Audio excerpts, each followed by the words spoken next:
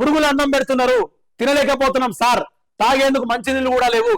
పాఠశాలను సందర్శించిన మాజీ ఎమ్మెల్యే సురేందర్ బాధలు చెప్పుకుంటూ కన్నీళ్లు పెట్టిన విద్యార్థులు.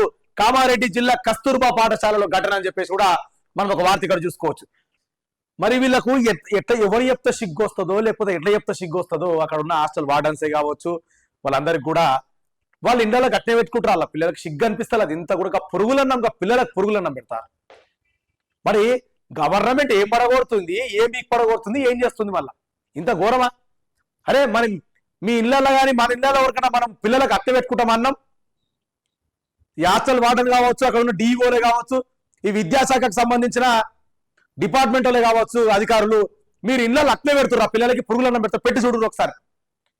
వాళ్ళకు నీళ్లు కూడా కలుషితం నీళ్ళు అంట, పురుగులు అన్నము. అరే చిన్న చిన్న పిల్లలయ్యా, తెలంగాణ రాష్ట్ర భావి పిల్లలు, మనకు భావి వార్త పిల్లలు, మనకు వాళ్ళు భవిష్యత్తు వాళ్ళదే, తెలంగాణ రాష్ట్ర భవిష్యత్తు వాళ్ళదే.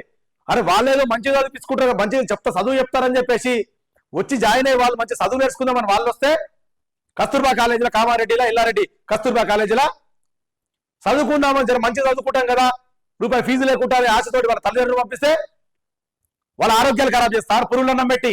సిగ్గులేదు ఇంత కూడా? కడుపుకు అన్నం తింటురా, ఇంకేమైనా తింటురా?